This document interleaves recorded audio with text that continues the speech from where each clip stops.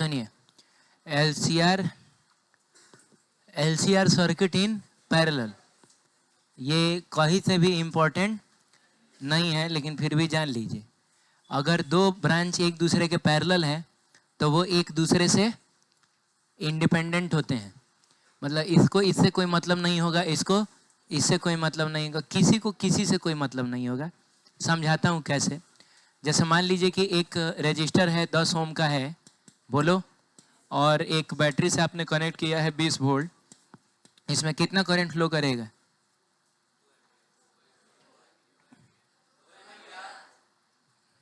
2 ampere. V बराबर I R, तो I is equal to V by R करोगे, 2 ampere current flow करेगा। Same circuit जिसमें ये 10 ओम है, जिसमें ये कितना है 20 वोल्ट है, मैंने ला के जोड़ दिया और 10 ओम का। लो अब बताओ इक्विवेलेंट रेजिस्टेंस कितना होगा? 10 10 का 20, 5। क्यों 5? क्योंकि रेजिस्टर है, अगर ये कैपेसिटर होता है तो 10 10 20 हो जाता है। हाँ, लेकिन रेजिस्टर है वो आधा हो जाएगा, 5 हो जाएगा। तो इक्विवेलेंट रेजिस्टेंस कितना है? 5 ओम है। 20 वोल्ट का बैटरी कितना करंट भेजेगा?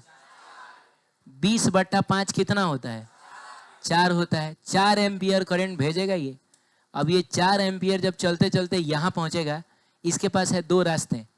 कुछ करंट इधर से जाएगा, कुछ करंट ऊपर से जाएगा। किधर से ज़्यादा करंट जाएगा? सेम करंट जाएगा। क्यों सेम करंट जाएगा? क्योंकि जितना रेजिस्टेंस इसका है उतना ही रेजिस्टेंस, आप समझ रहे हैं, जितना विरोध इस रास्ते में उसको झेलना है उतना ही विरोध इस रास्ते में भी झेलना है। तो क्यों कहीं से ज़्यादा जाएगा चाहे कहीं से कम जाएगा, बराबर जाएगा। मतलब हुआ कि इसमें से जाएगा 2 एम्पियर, इसमें से भी जाएगा।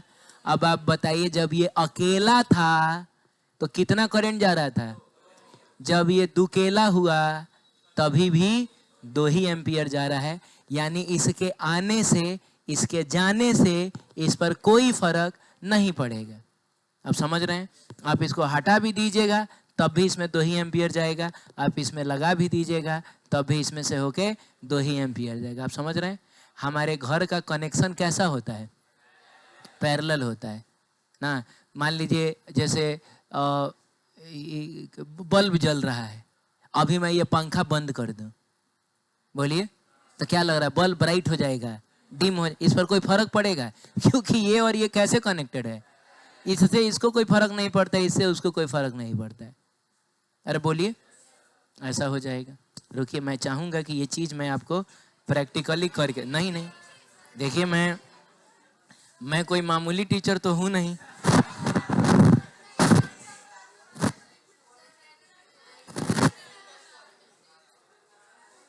जाओ, ये है क्या?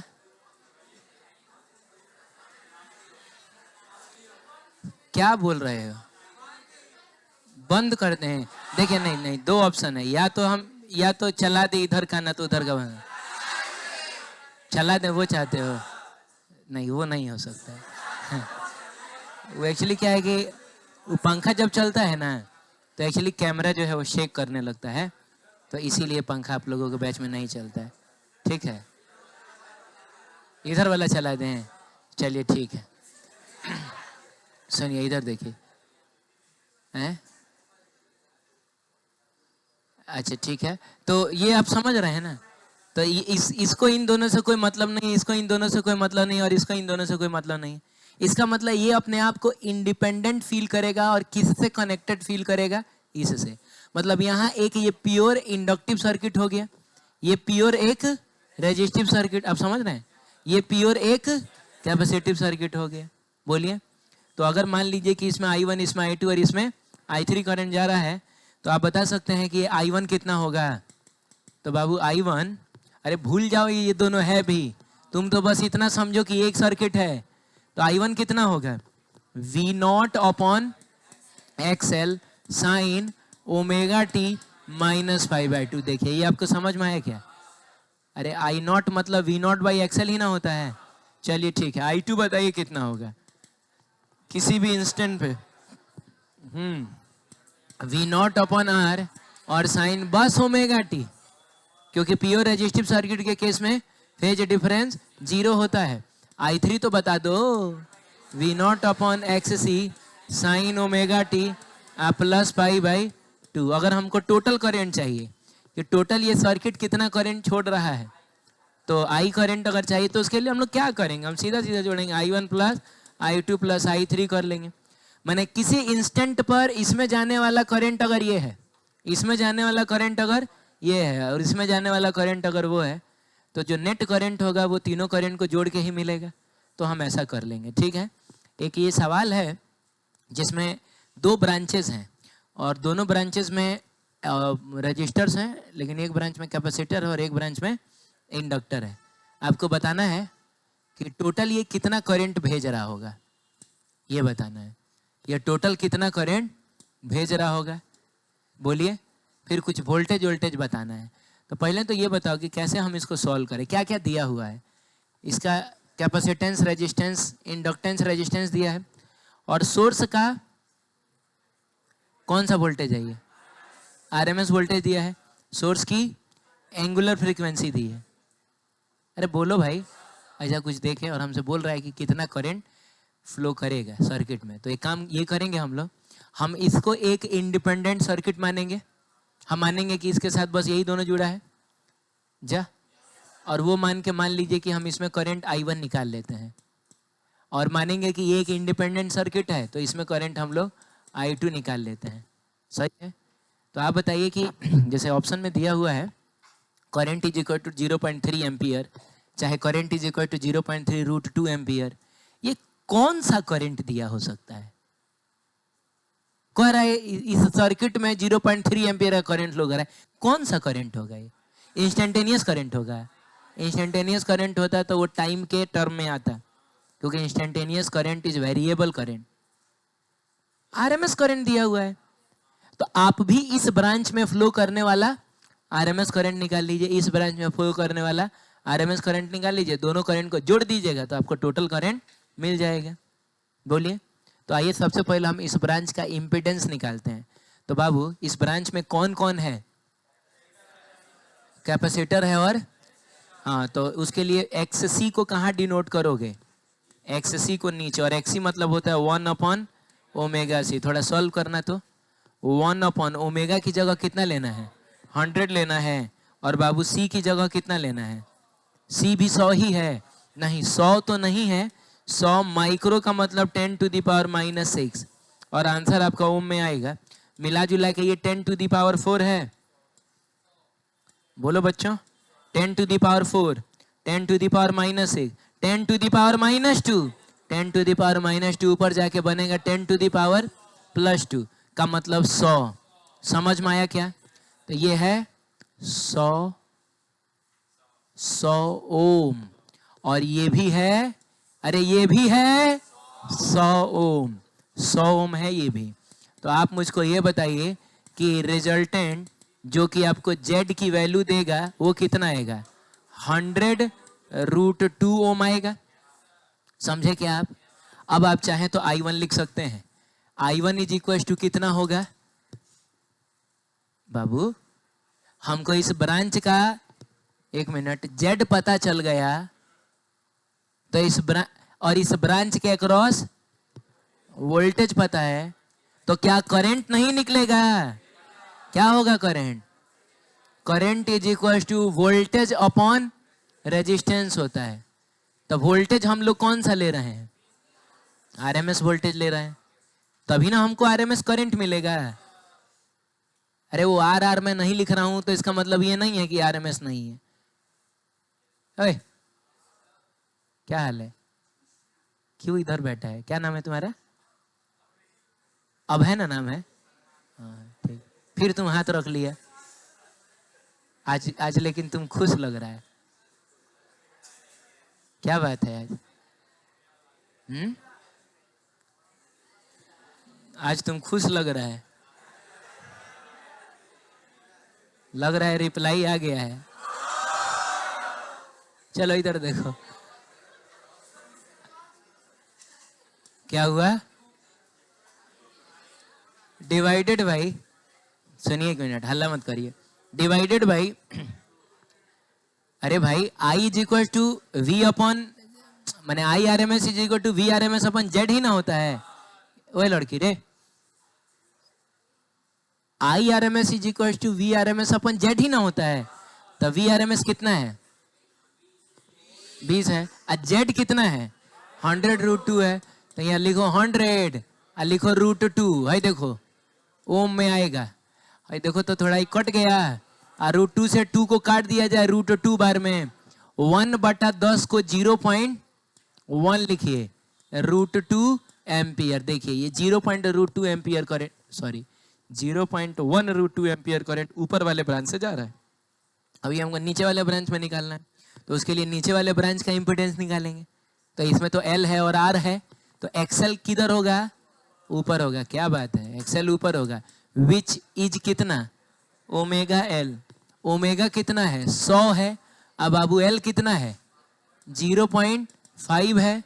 तो मिला जुला के 50 ओम आया क्या? और आर कितना है बच्चों? ओ माय गॉड, ये भी 50 ओम ही है। तो जो आपका जेड आ जाएगा इम्पिडेंस, वो कितना हो जाएगा? ये तो 50√2 ओम हो जाएगा। अब अगर आपको करंट निकालना है तो आप क्या करिएगा? करंट होता है voltage upon Z. I R M S is equal to V R M S upon Z. The V R M S across this branch is 20 volt and impedance is 50√2 ohm, नहीं हाँ ओम। ये कटेगा और एक बार फिर देखा जाए तो इससे ये कट जाएगा √2 बार में, नहीं कट जाएगा। 1/5 मीन्स 0.2, तो 0.2 एम्पियर। तो ये I1 है 0.1 एम्पियर, ये है 0.2 एम्पियर। तो बताइए नेट करंट जो इस सर्किट ने दिया होगा वो कितना होगा? तो 0.1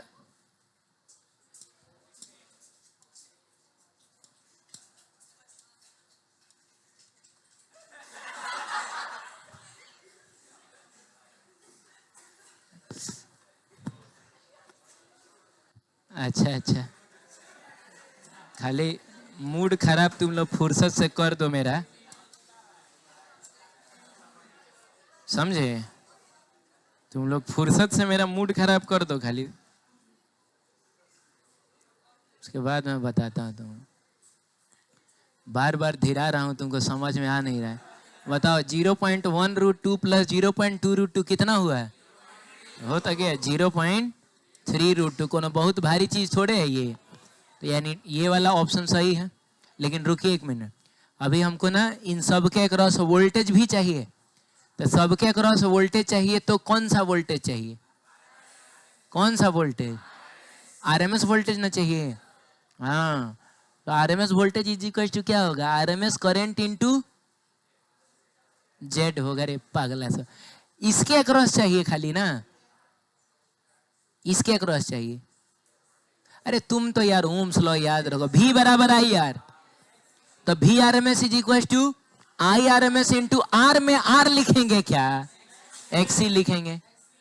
अरे बोलिए, तो अगर हमको चाहिए बाबू, अगर हमको चाहिए वोल्टेज अक्रॉस क्या, ये 100 माइक्रोफैराड कैपेसिटर, तो क्या लिखा जाएगा? I R M S into X C. The I R M S in this branch is 0.1√2। तो 0.1√2 और XC कितना है? XC कितना है? 100 ओम है। तो ये हो जाएगा 100 ओम। मिला जुला के देखा जाए तो ये आ जाएगा कितना? 10√2 वोल्ट। इसके अक्रॉस वोल्टेज कितना है? कितना है बोलो? 10√2 वोल्ट है। अब इसके अक्रॉस वोल्टेज देखा जाए, यानी कि वोल्टेज अक्रॉस 100 ओम रेजिस्टर। तो एक बार फिर से आई आर ही ना करोगे, आई की जगह कौन? अरे हम आरएमएस वोल्टेज ढूंढ रहे हैं यार, तो आरएमएस करंट लिखेंगे। आई की जगह कौन? I1। I1 इज कितना? 0.1√2। और बाबू तो I R M S into X C, लेकिन I R M S into R. अरे यार तब क्या, आर कितना है? 100 ओम है। अच्छा, तो ये कितना हो जाएगा? अच्छा अच्छा अच्छा, ये भी तो 10√2 वोल्ट ही आ गया, होना भी चाहिए। सुनिए बताता हूँ क्यों। ये कितना है? 10√2 वोल्ट। अरे इधर आर। और ये कितना है? 10√2 वोल्ट। तो ये हो जाएगा 10√2√2। धत तेरे के, ए√2 होता है। तो 10√2 10√2 10√2√2 √2 कितना? तो 10 इंटू 2 20 नहीं, देखिए 20 नहीं आ गया। आप समझ रहे हैं ना? हाँ ठीक है, गुड। और वैसे भी हम तो डायरेक्ट भी बता सकते थे, अगर हमको इसके क्रॉस पता चल गया ना तो हम इसके क्रॉस ऐसे ही बता सकते थे, क्योंकि इसका रेजिस्टेंस और इसका रेजिस्टेंस बराबर ही तो है। अरे 100 और 100 ही तो है। तो जब रेजिस्टेंस बराबर है, करंट सेम है, तो वोल्टेज भी सेम ही होना चाहिए। तो जब उसके क्रॉस आया, चलिए इसके क्रॉस देख लेते हैं। इसके क्रॉस भी 10√2 वोल्ट ही है। इसके क्रॉस देख लेते हैं, फिर इसके क्रॉस भी देख लेंगे। तो वोल्टेज अक्रॉस क्या है? 0.5 हेनरी इंडक्टर कितना होगा? आई इंटू एक्सएल। आई का मतलब कितना? आई का मतलब I2, तो I2 मतलब कितना? 0.2√2। एक्सएलवा कितना है? 50 ओम है, तो ये 50 हो जाएगा। अरे यार, ये भी तो 10√2 ही आ गया। और मैं तो कहता हूं कि अगर इसके अक्रॉस 10√2 है तो इसके अक्रॉस भी। क्यों? क्योंकि इसका रेजिस्टेंस और इसका रेजिस्टेंस सेम है। देखिए ना, 50 ओम और 50 ओम नहीं है। लेकिन फिर भी अगर आपको मन करे कि ना हम तो इसको अलग से ही निकालेंगे, पहले इसका अक्रॉस 10√2 वोल्ट आया तो आप निकाल सकते हैं। वोल्टेज अक्रॉस क्या बताइए? वोल्टेज अक्रॉस 50 ओम रेजिस्टर कितना हो जाएगा? IRMS कितना है? 0.2√2। और इसका रेजिस्टेंस कितना है? 50 है। ये भी कितना आ गया? 10√2 वोल्ट आ गया। तुमको समझ में आ रही है? तो बाबू यहाँ भी दोनों के अक्रॉस जो वोल्टेज होगा वो कितना होगा? 10√2 10√2 सब के अक्रॉस। देख लो क्या क्या बोलता है। कह रहा है 100 ओम के अक्रॉस वोल्टेज 10√2 वोल्ट होगा। सही बोल रहा है, सही बोल रहा है, ये सही हो जाएगा। ये कह रहा है 50 ओम के अक्रॉस 10 वोल्ट होगा। गलत बोल दिया, गलत बोल दिया। ये इसके अक्रॉस भी कितना होगा? 10√2 ही वोल्ट होगा। अब समझ रहे हैं? कब होता है ये 10 और 10? कब होता है? जब ये एक डीसी सर्किट होता है। जा, डीसी सर्किट में अलजेब्राइक सम होता है, लेकिन एसी सर्किट में वेक्टर सम होता है विथ फेज डिफरेंसेस। ठीक,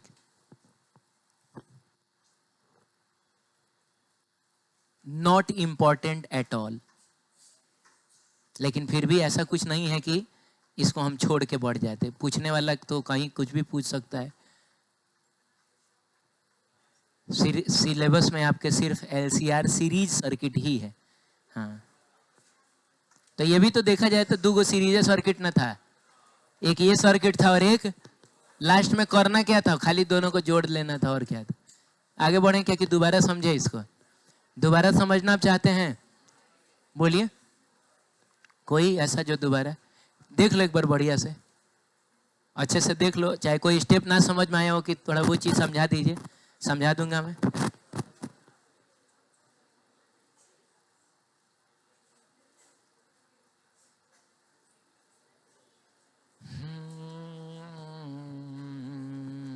बारह तिया 36।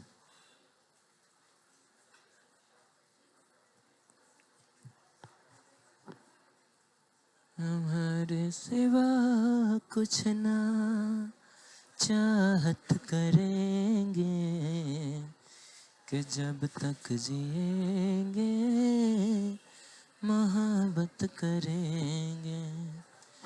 नजर चाहती है दीदार करना, ये दिल चाहता है तुम्हें प्यार करना।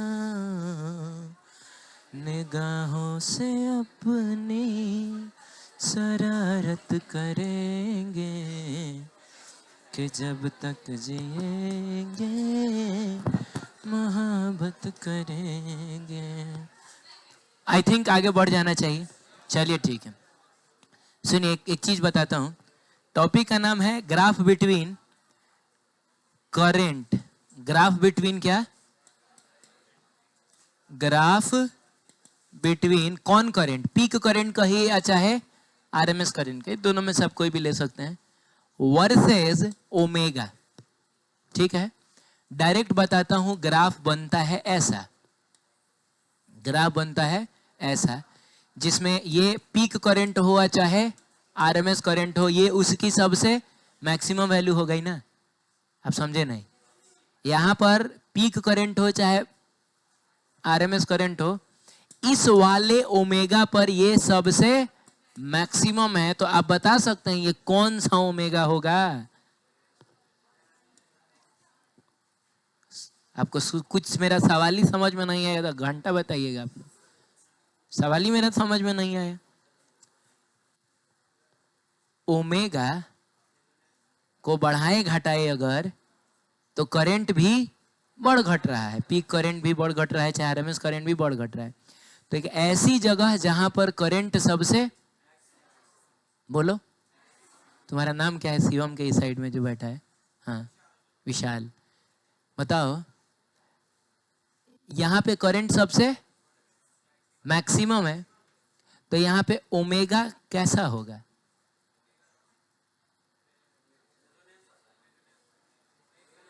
कैसा होगा?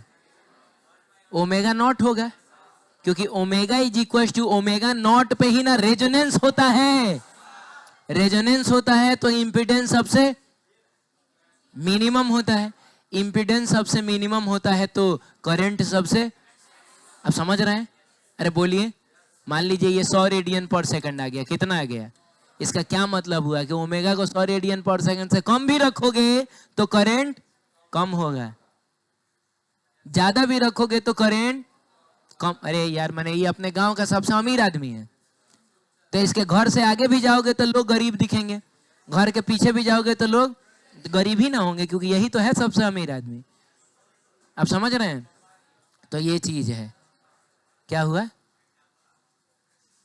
एग्जाम्पल में कौन है?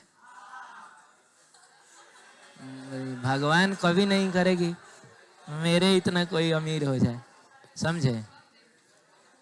भगवान से कभी मत मनाना कि मेरे इतना अमीर हो जाओ, है ना? नहीं। चलो चलो इधर देखो, इधर देखो, ये तुमको समझ में आया क्या? यानी ये ओमेगा कौन सा ओमेगा होगा? √1/LC वाला ओमेगा होगा। बोलिए, यानी ओमेगा की वैल्यू जो है, जिस ओमेगा पे करंट सबसे मैक्सिमम होता है, वो रेजिस्टेंस पे डिपेंड नहीं करता है, नहीं करता है। किस पर? रेजिस्टेंस पे डिपेंड। लेकिन बच्चों ये जो मैक्सिमम करंट है, तो मैक्सिमम करंट जो होगा आई नॉट, वो तो V0/Z ना होता है। क्यों नहीं बोल रहे हो? अरे I0 V0/Z ना होता है। अब तुम बताओ कि जिस समय करंट मैक्सिमम हो रहा होता है, उस समय Z कितना होता है? आहार, बिकॉज ये रेजोनेंस वाला केस है।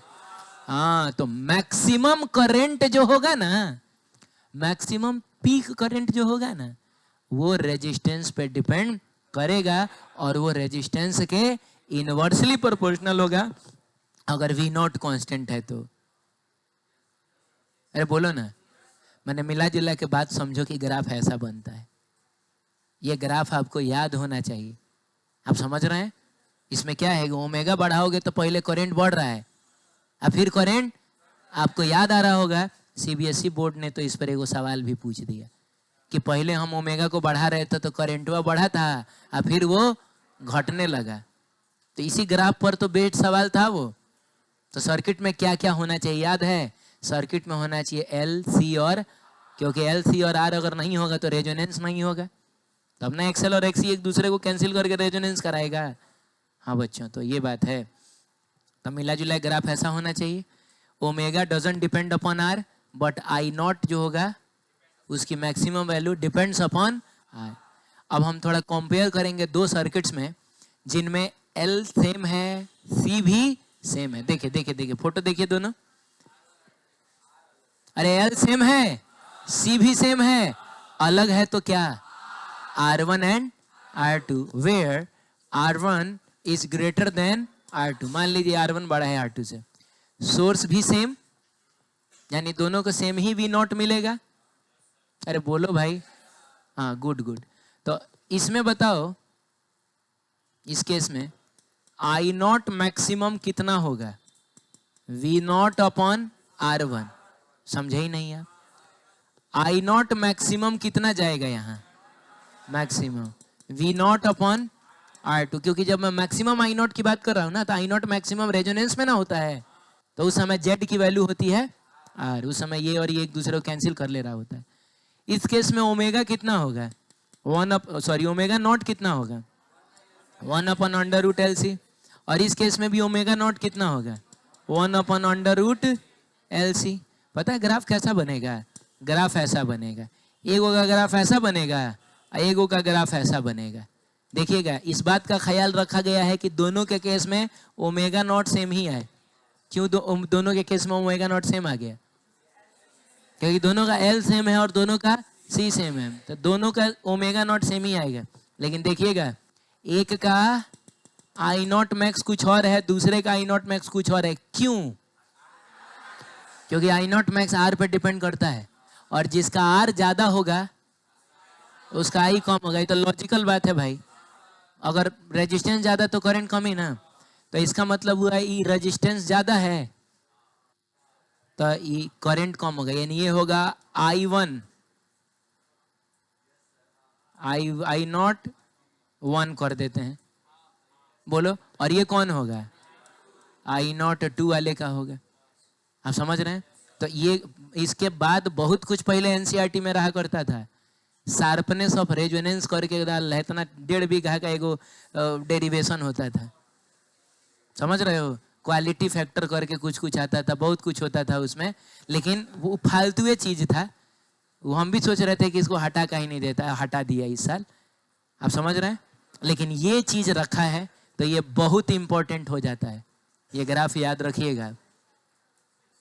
बोलिए, क्या कुछ ऐसा जो इसमें मैं दोबारा समझाऊं आपको?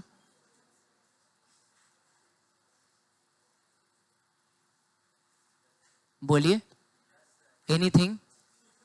क्या समझाऊं दोबारा? बोलिए। अरे मैंने क्या समझाऊं इसमें? तो क्यों यस बोल रहे हो? हैं? मैं आगे बढ़ूं? अच्छा, उसके लिए यस बोल रहे थे। अच्छा अच्छा, ठीक है। थोड़ा अगला है ट्रांसफॉर्मर। क्या है? और ये तो वो चीज है जो जब से हमने पढ़ना लिखना नहीं शुरू किया है तब से इसका नाम सुनते हैं। अचानक से लाइट कट गया, मान लो कहीं ब्लास्ट हुआ, लाइट कट गया, तो हम लोग क्या बोलते हैं? ट्रांसफॉर्मर उड़ गया। तो ये ऐसा चीज है जो हम जानते हैं बहुत पहले से। इसके बारे में पढ़ेंगे कि ये क्या है, कैसे काम करता है। तो सुनिए, ट्रांसफॉर्मर एक ऐसा डिवाइस होता है जो वोल्टेज को बढ़ाने या फिर घटाने के काम आता है। Transformer is a device which is used to either increase और डिक्रीज दी वोल्टेज। आपको इंक्रीज करना है वोल्टेज, ट्रांसफॉर्मर यूज करिएगा। डिक्रीज करना है वोल्टेज तो आप ट्रांसफॉर्मर यूज करिएगा। ट्रांसफॉर्मर शकल से ऐसा दिखता है।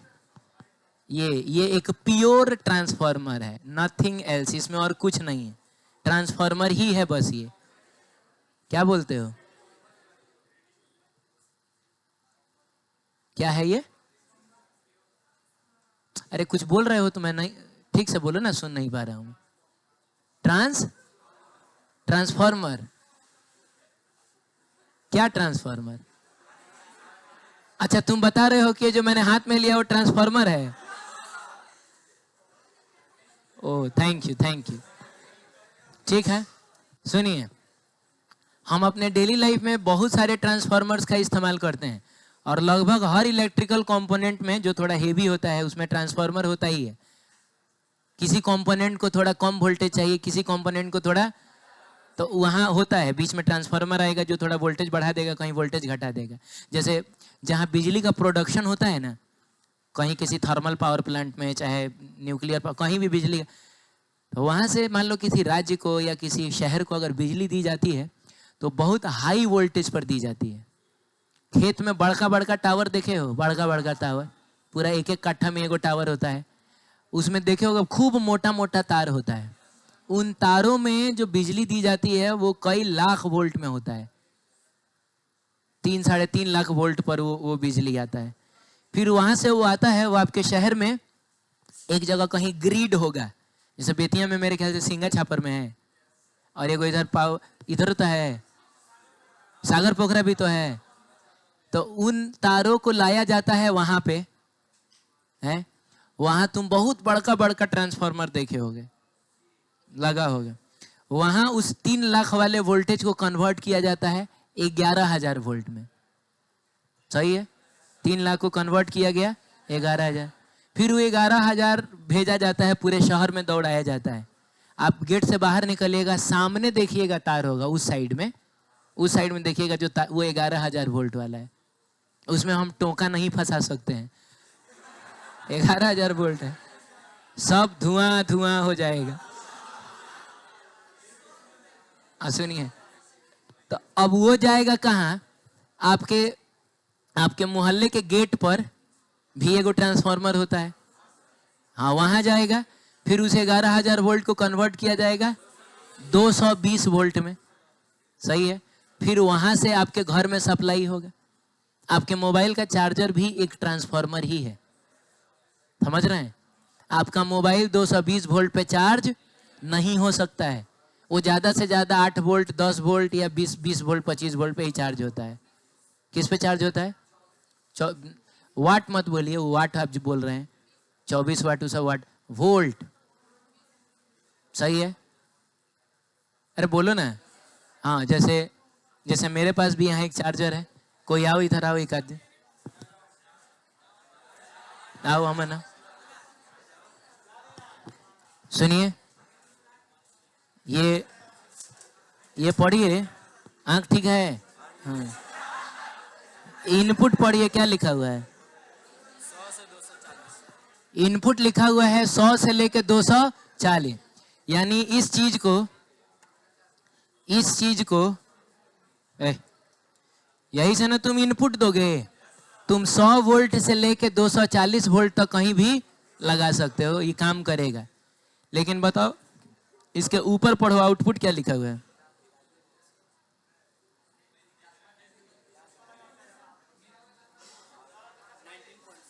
$19.5। तो ही मोटका तार से इसको दिया जाता है, जैसे अभी उसको कितना दिया जा रहा है? 221 वोल्ट। 221 वोल्ट इसको इनपुट दिया गया, तो ये पतारका तार से बस 19.5, राउंड फिगर में देखा जाए तो 20 वोल्ट, माने लगभग 11 गुना ये वोल्टेज को क्या करता है? कम करता है। अरे बोलो यार, तो इसमें भी क्या होगा? बहुत एक मेन कंपोनेंट ट्रांसफार्मर होगा। हालांकि इसका एक और काम होता है कि वो एसी को डीसी, अब आप जा सकते हैं, इसको लग रहा है कि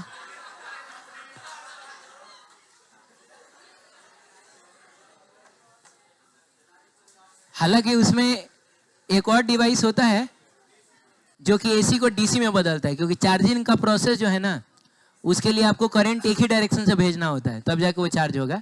लेकिन उसमें एक ट्रांसफार्मर भी होता है। आपके घर में भी अगर कोई चार्जर होगा, काम नहीं कर रहा होगा, आप तोड़ के देखिएगा, इस टाइप का एक छोटा सा चीज आपको उसमें जरूर मिलेगा, वो ट्रांसफार्मर होगा। आप समझ रहे हैं? चलिए ठीक है, तो हम लोग कल ही पढ़ेंगे ट्रांसफार्मर के बारे में, बाकी सब तो चलता रहेगा।